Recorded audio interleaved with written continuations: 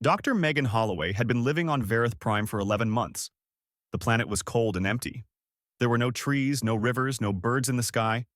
It was just a rock floating in space. But the Galactic Council had chosen this place for a reason. It belonged to no one. It was neutral ground. And today, Megan was going to meet a species that humanity had never seen before. The Kithrani were coming. Megan stood near the landing pad with the rest of the human team.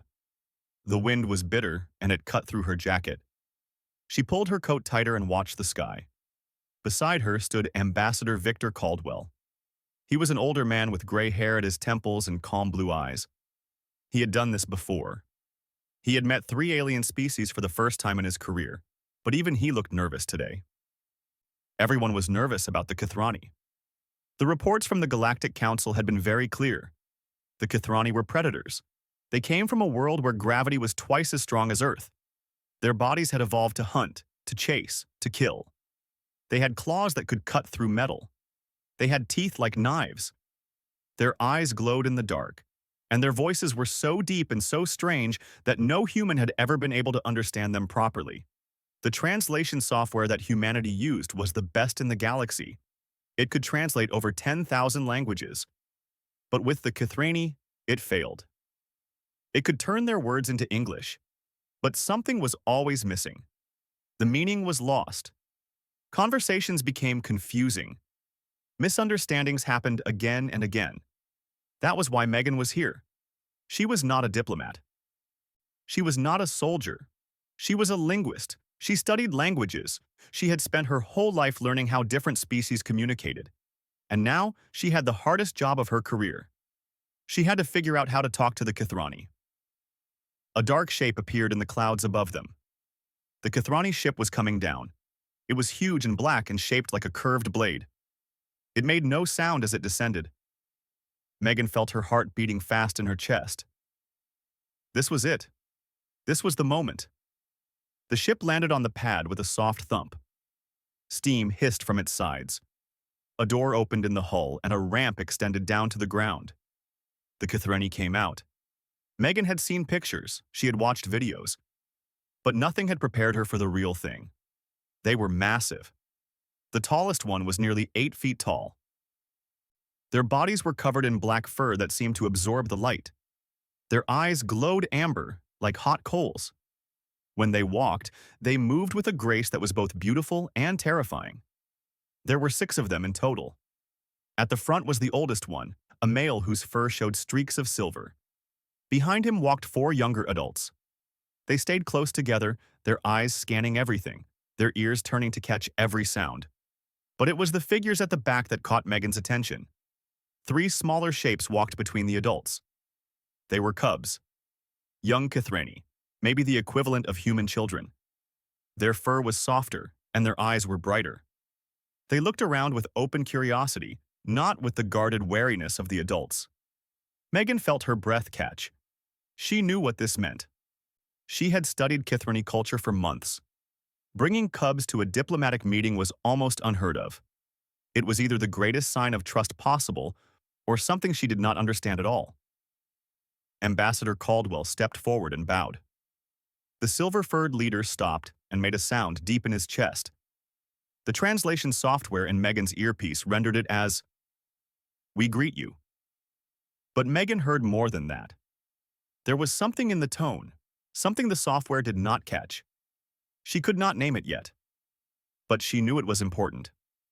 The first meeting took place in a large room with a round table. The humans sat on one side, the Kithrani sat on the other. The cubs were placed at the end of the table, near the adults but slightly apart. Ambassador Caldwell began speaking. He talked about peace. He talked about cooperation. He talked about the benefits that both species could gain from working together. His words were translated into Kithrani sounds by the software, and the Kithrani leader responded, but something was wrong. Every time the Kithrani spoke, the translation came out flat and cold. "We accept your words," the software said. "We will consider your offer." There was no emotion, no warmth, no feeling at all. And every time the humans spoke, the Kithrani seemed to grow more uncomfortable.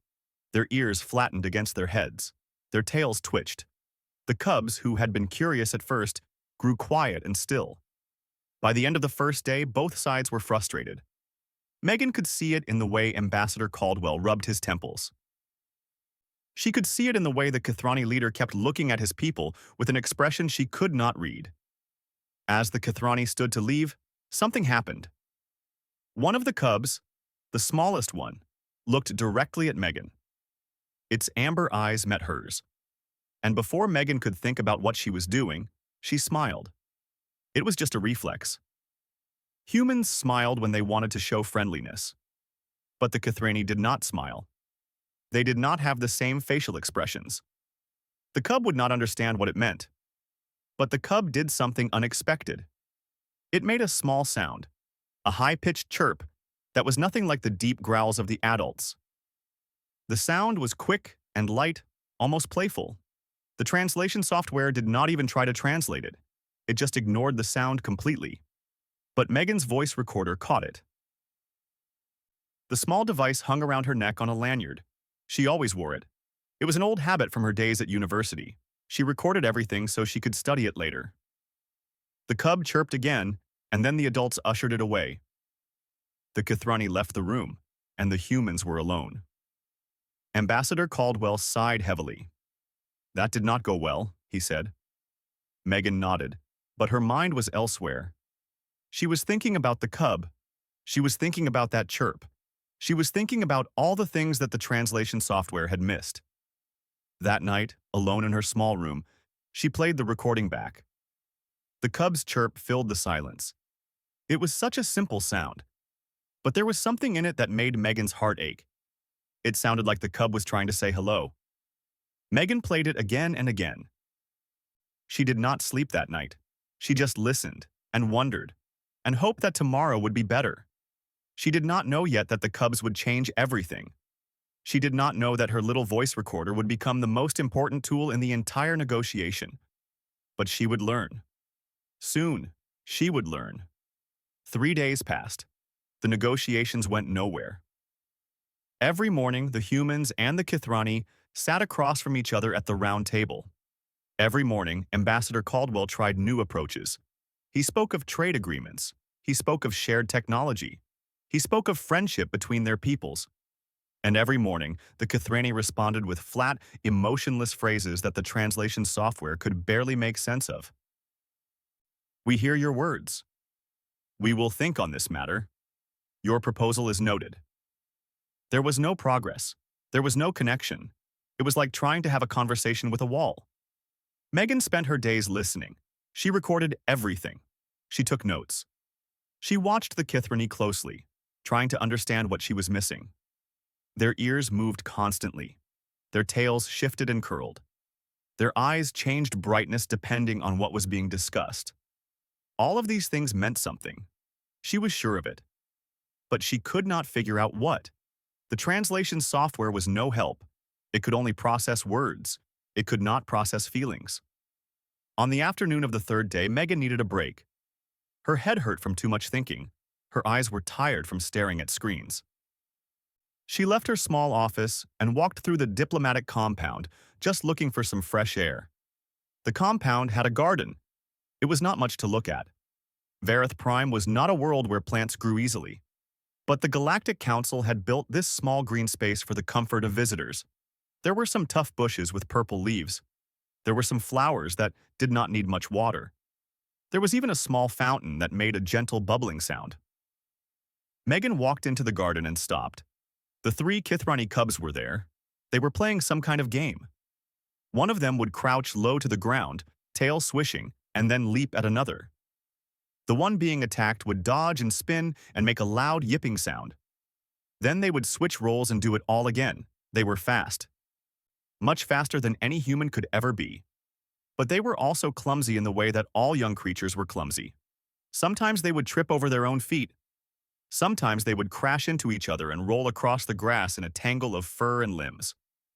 Watching them, Megan almost forgot that they were predators.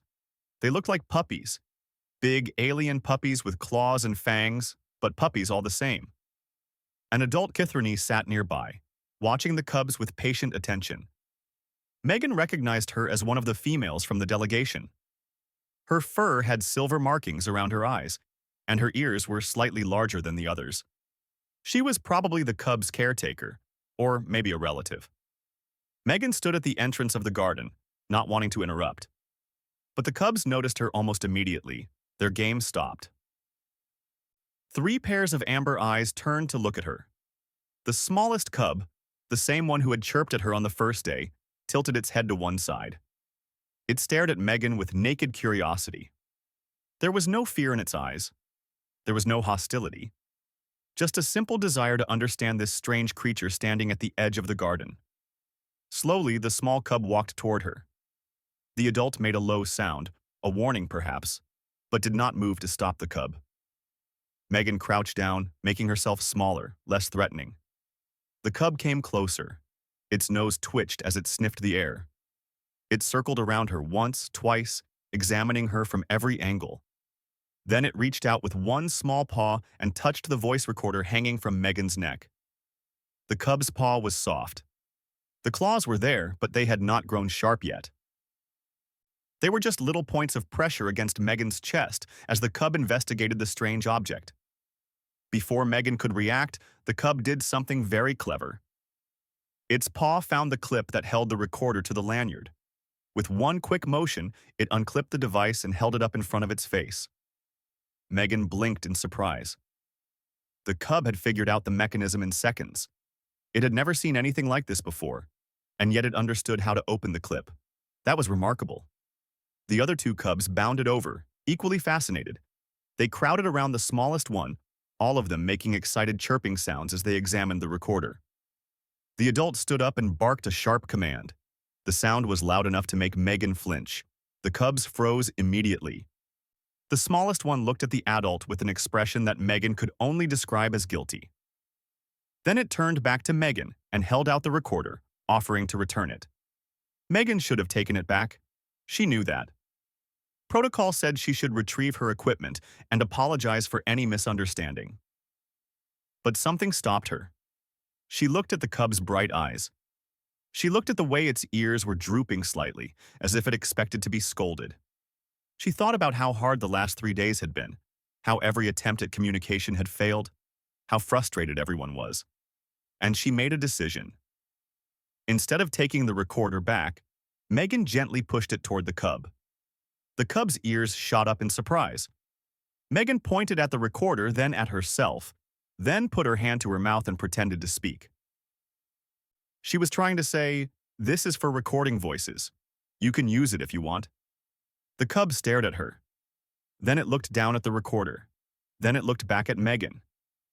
Megan pressed one of the buttons on the device. The play button. Her own voice came out, speaking the Kithrani greeting she had been practicing for weeks. It was a rough sound, nothing like the smooth rumbles of a real Kithrani, but she had tried her best. The cubs exploded with those yipping sounds again. They were laughing. Megan was sure of it now. Her terrible pronunciation was funny to them. But then the smallest cub did something amazing. It found the record button. It pressed it with one careful claw. Then it growled into the device, a short, simple sound. It pressed stop. It pressed play. Its own growl came back out. The cub's eyes went wide. Its mouth opened in what might have been shock or delight or both. It looked at Megan with an expression of pure joy. Megan smiled. This time she was not sure if the cub understood the smile or not. But it did not matter. Something had passed between them. Some kind of connection that did not need translation. The adult approached them. Her posture was stiff, uncertain. She made a questioning sound, looking at Megan with those amber eyes. Megan stood up slowly. She bowed to the adult.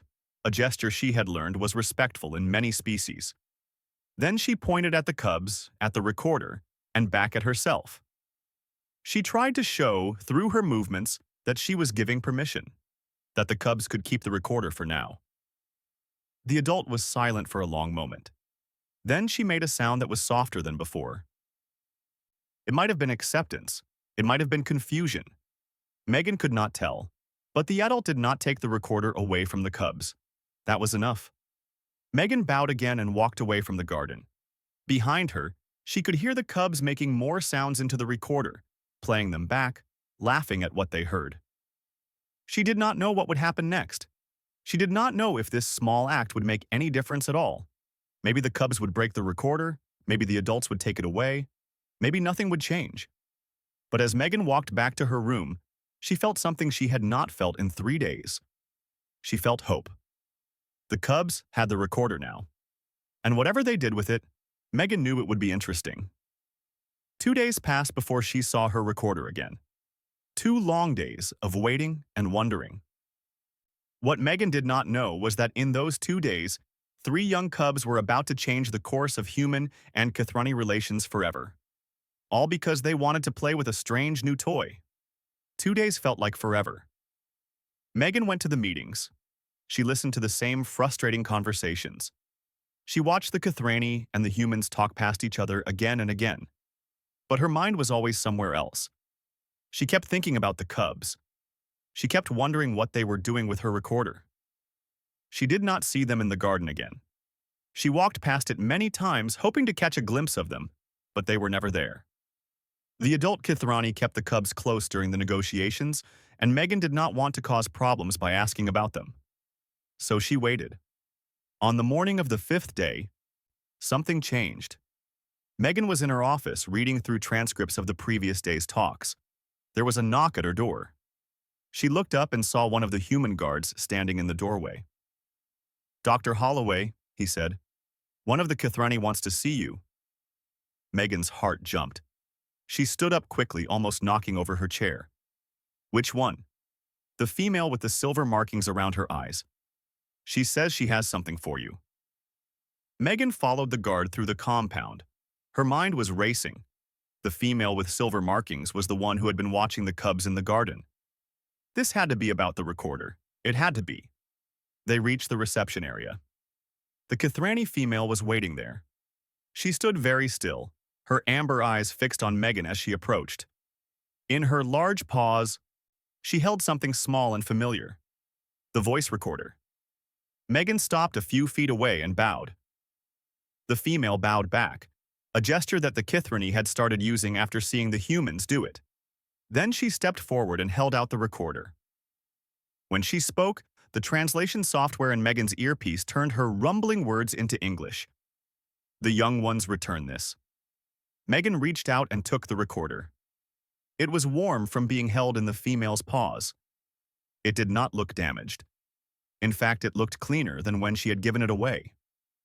But there was something in the female's voice that made Megan pause.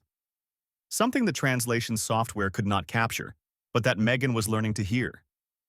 There was warmth there, maybe even respect. "Thank you," Megan said. She bowed again, deeper this time. "Thank the cubs for me as well." The female made a soft sound that might have been acknowledgement. Then she turned and walked away.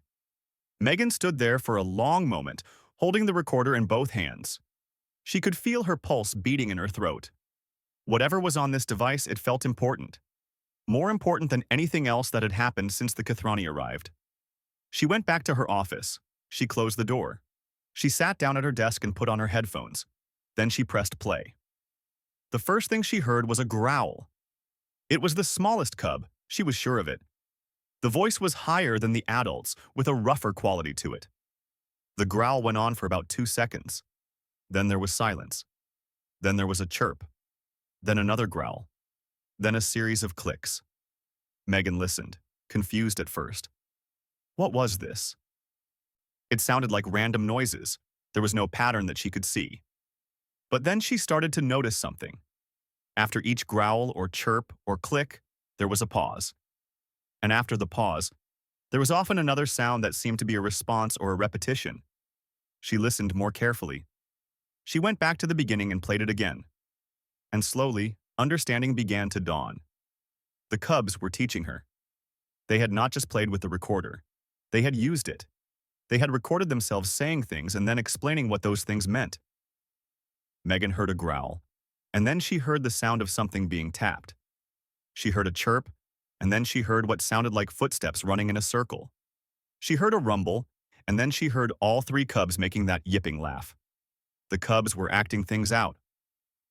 They were demonstrating their language through actions. Megan felt tears forming in her eyes. These children, these young aliens who had never met a human before, had figured out a way to bridge the gap between their species. They had created a language lesson without anyone asking them to. They had done it because they wanted to communicate. They had done it because they were curious and kind and clever. She kept listening. The recordings went on for hours. The cubs had been busy. They had recorded hundreds of sounds, each one paired with some kind of context that helped explain its meaning. Megan heard them naming objects. She heard the word for rock, and the word for water, and the word for fur. She heard the word for eat, and the word for sleep, and the word for play. She heard words for feelings, too. Happy and sad and afraid and excited.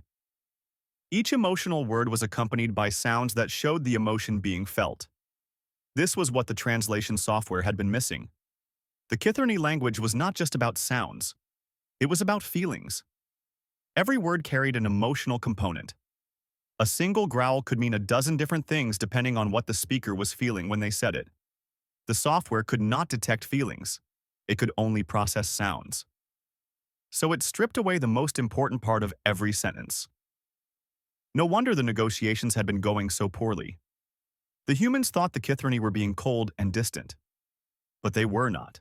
They were expressing warmth and welcome. The humans just could not hear it. Megan played the recordings again and again. She took notes. She made charts. She started to build a map of the Kithrani language that was completely different from anything the translation software had produced. But it was the last recording that broke her heart. It was just the smallest cub, alone from the sound of it. The other cubs were not there. There were no background noises. Just the cub and the recorder. And the cub was trying to speak English. Megan listened as the cub struggled with sounds that its throat was not designed to make. The Kithrani vocal system was built for growls and rumbles, not for the crisp consonants and flowing vowels of human speech. It was like asking a dog to sing opera. The sounds came out twisted and strange, but the cub kept trying. It was trying to say one word, just one simple word. Hello. The first attempt was unrecognizable, just a garbled noise. The second attempt was a little better. Megan could almost hear the H sound at the beginning. The third attempt added something like an L. The fourth, the fifth, the sixth. Each one a tiny bit closer. And then, on what must have been the 20th or 30th attempt, the cub succeeded. Hello! It was rough. It was imperfect. A human child could have done better. But it was unmistakably the word hello, spoken by a young predator from a distant world who had never heard human language before meeting Megan. Megan put her head down on her desk and cried. She cried because it was beautiful. She cried because it was hopeful. She cried because this small child had worked so hard just to say one word to her, and that word was a greeting, a welcome, an offer of friendship. When she was done crying, she wiped her face and got to work. She had to tell Ambassador Caldwell. She had to show him what the cubs had done. She had to make him understand that everything they thought they knew about Kithrani communication was wrong. The cubs had given her a key. Now she had to use it to open the door. She gathered her notes and her recorder and ran out of her office. Everything was about to change. Megan ran through the compound. Her heart was pounding. Her hands were shaking. She did not care. She had to find Ambassador Caldwell. She had to show him what she had found. She found him in the small kitchen area, drinking coffee and looking tired. The last 5 days had aged him. There were new lines around his eyes and his shoulders were slumped. Ambassador, Megan said, trying to catch her breath, I need to show you something. Caldwell looked up at her. Dr. Holloway? What is it? The cubs. They had my voice recorder. They returned it this morning. Megan held up the device. You need to hear what is on it. Caldwell frowned. Your recorder? How did they get it? I gave it to them. In the garden 3 days ago. I know it was not protocol, but please, just listen. She pressed play. The sounds of the cubs filled the small kitchen. Growls and chirps and clicks. Caldwell listened with a confused expression at first. But Megan explained as the recording played. She pointed out the patterns. She showed him how each sound was paired with an action or an emotion. She explained about the feelings layer that the translation software had been missing, And then she played the final recording. The smallest cub, alone, trying to say hello. Hello, Caldwell stared at the recorder. His coffee cup sat forgotten in his hand. His eyes were wide. They did this on their own? He asked quietly. Yes. No one asked them to. No one taught them how. They just wanted to communicate. They wanted to bridge the gap. Megan's voice cracked slightly. They wanted to say hello. Caldwell was silent for a long time. Then he set down his coffee cup and stood up. Get the linguistics team together, he said. All of them. Right now. 2 hours later, Megan stood in front of a room full of translators, diplomats, and technical experts. She played the recordings. She explained her findings. She drew diagrams on the wall screen, showing how Kithrani language worked. The key is emotion, she said. Every word in their language has an emotional component. The same sound can mean completely different things depending on what the speaker is feeling. Our translation software can only process the sounds. It cannot detect the feelings, so it is only giving us half the meaning. Can we fix the software? One of the technicians asked. Yes, I think so. The Cubs gave us enough examples that we can start calibrating for emotional tone. It will not be perfect, but it will be much better than what we have now. The team got to work. They worked through the day and through the night. Megan did not sleep. None of them did. They listened to the recordings again and again. They adjusted the software. They tested and retested and adjusted again. By morning, they had something new. A translation system that could detect emotional undertones and include them in the output. Ambassador Caldwell reviewed the results and nodded slowly. This changes everything. We have been misunderstanding each other from the beginning. Yes, Megan said. The Kithrani have been trying to be warm and welcoming. But we did not hear it. We thought they were being cold. And they probably thought we were being cold in return. We need to fix this. Today. Caldwell looked at Megan with a serious expression. You figured this out. You should be the one to explain it to them. Megan felt a spike of fear. Me? But I am not a diplomat. I am just a linguist. You are the one who gave your recorder to those cubs.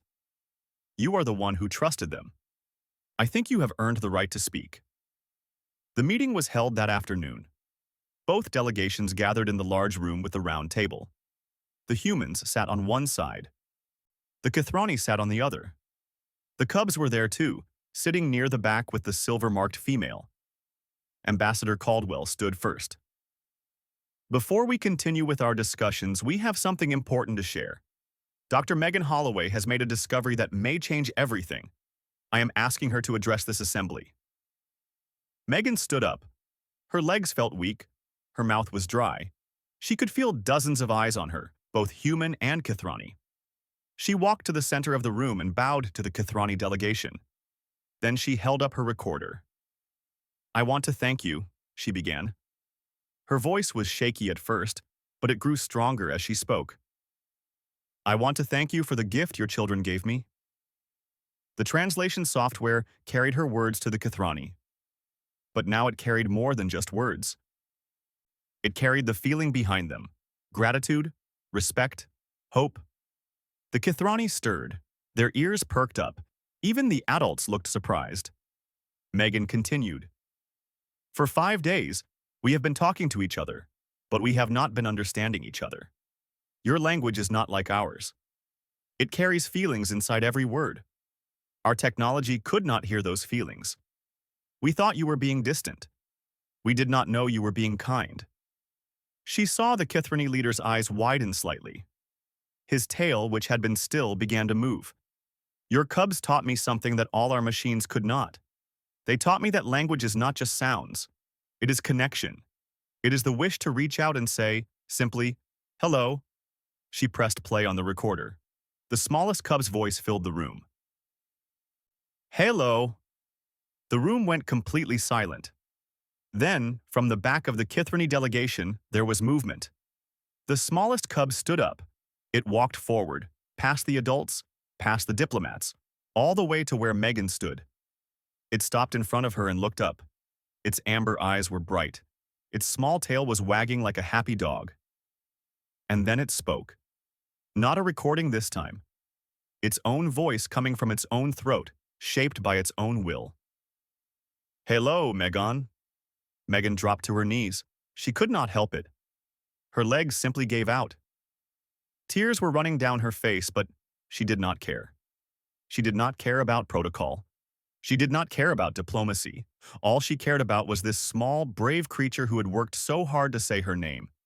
She pulled out the recorder and spoke into it. She said a Kithrani greeting, one she had practiced many times. The software had told her the words, but now she knew to add feeling to them. She put warmth into the sounds. She put hope. She put friendship. The cub listened. Its ears went up. Its eyes went even brighter. And then it laughed. That wonderful yipping sound that Megan had come to love. The cub spoke back to her in Kithrani. The new translation software turned its words into English in Megan's earpiece. "You sound funny. But I understand. I understand you." Megan laughed too. She laughed and cried at the same time. "I understand you too. Finally, I understand." Behind them, something was changing. The walls between the two species, the walls built from misunderstanding and confusion and fear, were starting to crumble. The Kithrani leader rose from his seat. He walked forward slowly until he stood near Megan and the cub. He looked down at them for a long moment. Then he spoke. His voice was deep and rumbling, but now Megan could hear the warmth beneath the sound. "The young ones are wiser than the old ones," he said. "They see what we have forgotten how to see. This human female gave trust to our cubs when we adults had given her no reason to trust. This is a rare gift. We will honor it." He turned to Ambassador Caldwell. "We wish to continue talking, but this time we will truly speak and we will truly listen." Caldwell stood and bowed deeply. "We would be honored." And just like that, everything changed. The cub reached out and took Megan's hand in its small paw. It did not have fingers like a human, but it held on just the same. Megan looked down at their joined hands and smiled. This, she thought, is how peace begins. Not with treaties and agreements, but with a single word, spoken with hope. "Hello." The treaty was signed 3 weeks later. Both sides had worked hard to make it happen. The humans offered technology and knowledge. The Kithrani offered resources and protection. But the treaty was about more than trade and alliances. It was about something deeper. It was about understanding. The document included a section that no one had expected. It called for cultural exchange. Human children would visit Kithra, the Kithrani homeworld. Kithrani cubs would visit Earth. They would learn each other's languages. They would play each other's games. They would grow up knowing that the galaxy was full of friends, not strangers. The Galactic Council called it the most successful first contact in 300 years. Other species took notice. They began to study how it had happened. They wrote reports and gave speeches and held conferences. But Megan knew the truth. The success did not come from diplomats or treaties or fancy technology. It came from 3 curious cubs and a battered voice recorder. On the day the Kithrani delegation prepared to leave Vareth Prime, Megan went to say goodbye. The cubs were playing in the garden one last time. They had grown a little in the week since she first met them. Their fur was slightly darker. Their movements were slightly faster. But their eyes were still bright with that wonderful curiosity. The smallest cub saw her first. It bounded across the grass and stopped in front of her, its tail wagging. "Megan," it said. Its pronunciation had improved. It almost sounded natural now. "Swift Shadow," Megan replied. That was the cub's name, or at least the closest translation of it. The real name was a complex series of sounds that carried the meaning of something quick and quiet, like a shadow that moves between the trees. Swift Shadow reached into a pouch attached to its belt. Megan had not noticed the pouch before. The cub pulled something out and held it up. It was a recorder. But not Megan's old one. This was something different. It was made of dark metal with swirling patterns etched into its surface. It was beautiful and clearly very advanced. "For you," Swift Shadow said. "From us." Megan took the device carefully. It was warm in her hands, like everything the Kithrani touched. She turned it over and saw symbols engraved on the back. They were Kithrani words. What does it say? She asked. Swift Shadow's ears twitched, a sign of happiness. It says, "She who listens with her heart." Megan felt tears forming again. She had cried more in the past few weeks than in the past 10 years. But they were good tears. The kind that came from joy, not sadness. "Thank you," she whispered. "I will keep it forever." The silver-marked female approached them. Megan had learned her name too.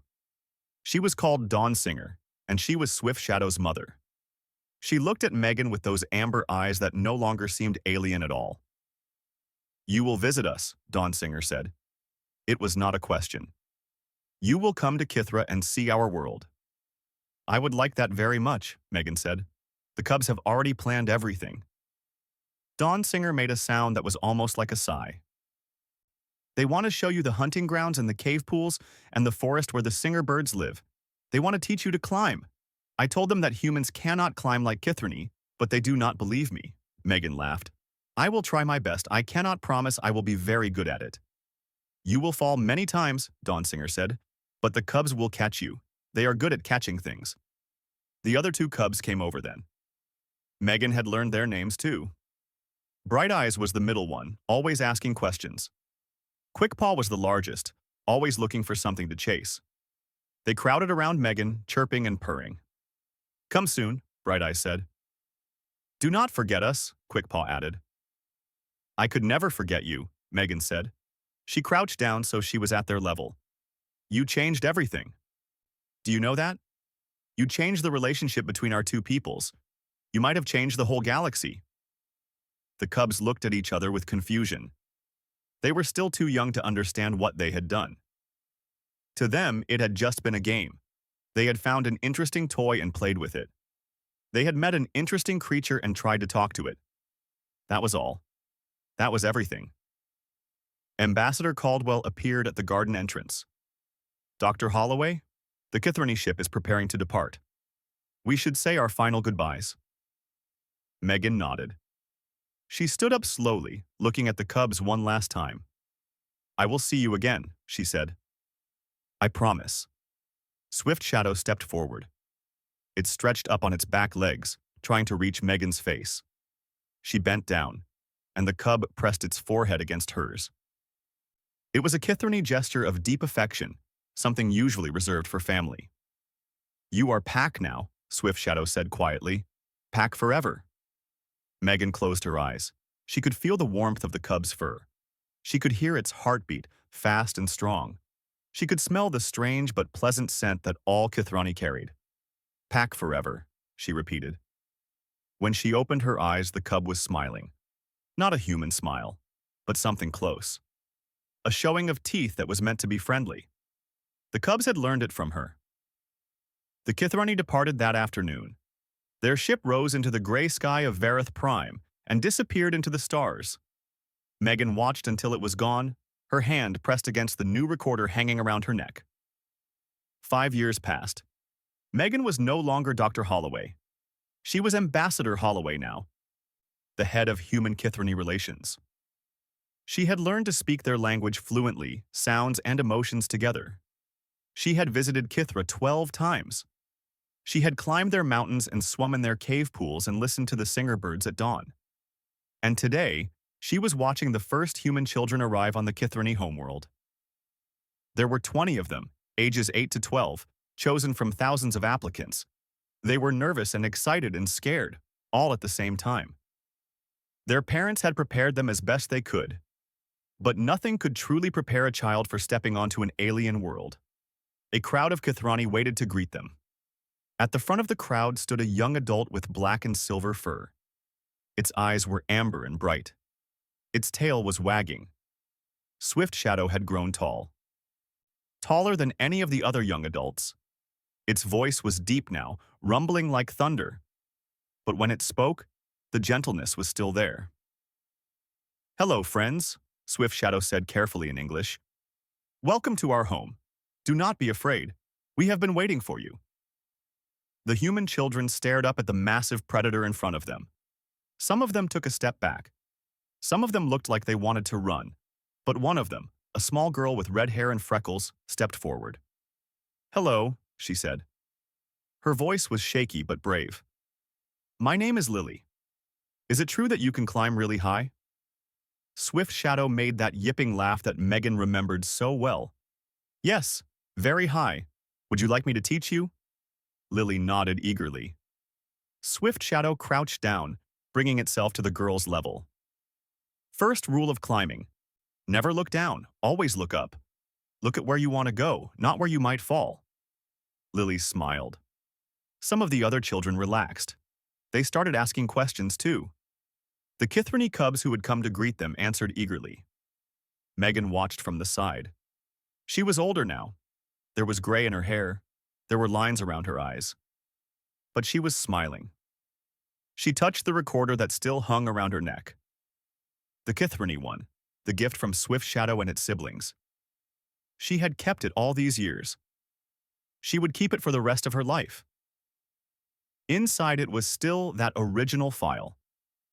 3 young cubs, speaking in harmony, saying words that she had played 1,000 times.